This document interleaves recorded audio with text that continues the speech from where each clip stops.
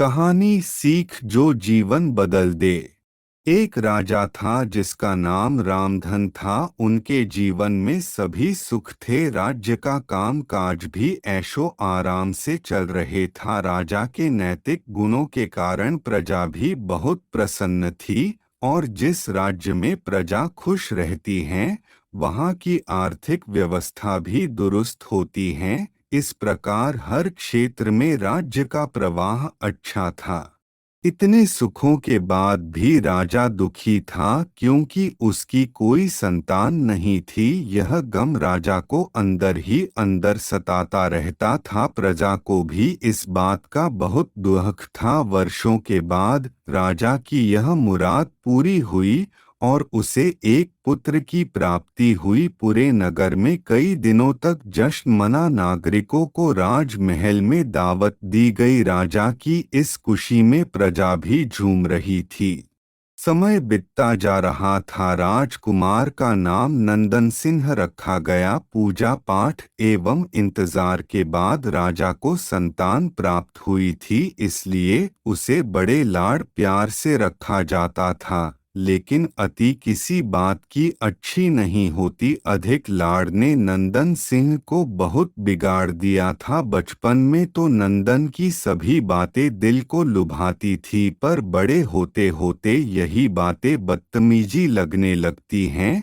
नंदन बहुत ज्यादा जिद्दी हो गया था। उसके मन में अहंकार आ गया था। वो चाहता था कि प्रजा सदैव उसकी जय जयकार करे, उसकी प्रशंसा करें। उसकी बात ना सुनने पर वो कोलाहल मचा देता था।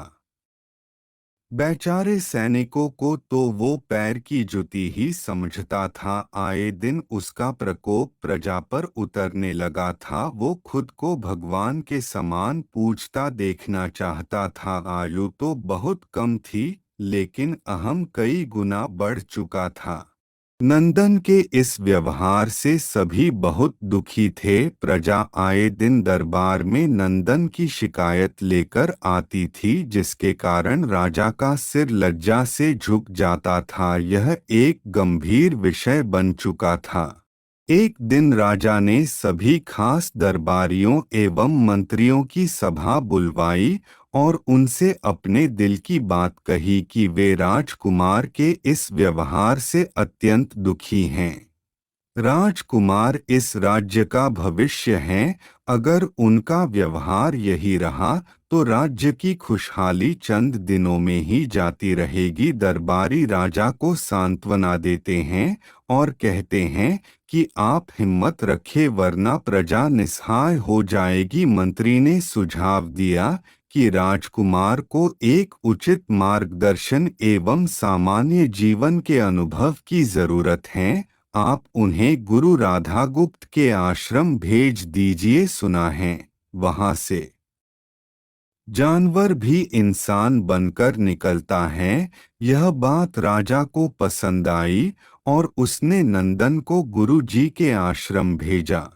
अगले दिन राजा अपने पुत्र के साथ गुरुजी के आश्रम पहुँचे। राजा ने गुरु राधा गुप्त के साथ अकेले में बात की और नंदन के विषय में सारी बातें कही। गुरुजी ने राजा को आश्वस्त किया कि वे जब अपने पुत्र से मिलेंगे तब उन्हें गर्व महसूस होगा। गुरुजी के ऐसे शब्द सुनकर राजा को शांति महसूस हुई और वे सहर्ष अपने पुत्र को आश्रम में छोड़कर राजमहल लौट गए।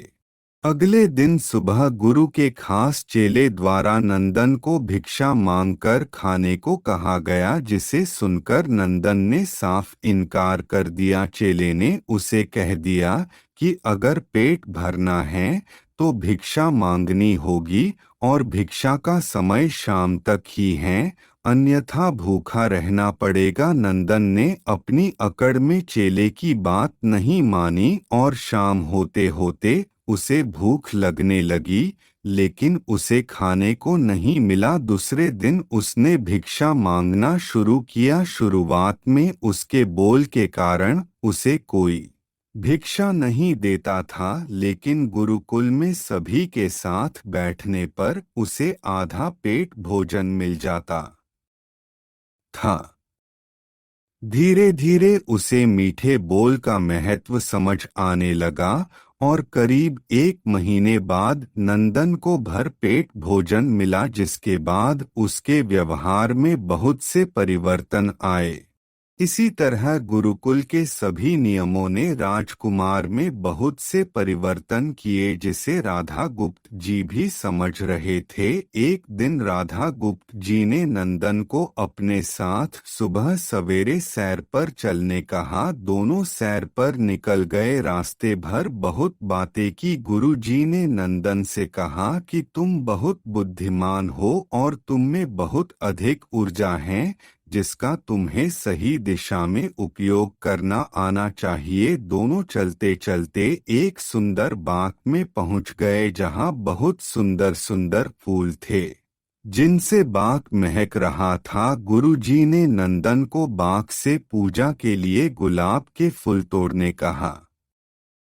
नंदन झट से सुंदर सुंदर गुलाब तोड़ लाया और अपने गुरु के सामने रख दिए। अब गुरु जी ने उसे नीम के पत्ते तोड़कर लाने कहा। नंदन वो भी ले आया। अब गुरु जी ने उसे एक गुलाब सूंघने दिया और कहा, बताओ कैसा लगता है। नंदन ने गुलाब सूंघा और गुलाब की बहुत तारीफ की। फिर गुरुजी उसे नीम के पत्ते चखकर उसके बारे में कहने को कहा। जैसे ही नंदन ने नीम के पत्ते खाए, उसका मुंह कड़वा हो गया और उसने उसकी बहुत निंदा की और जतर कतर पीने का पानी ढूंढने लगा।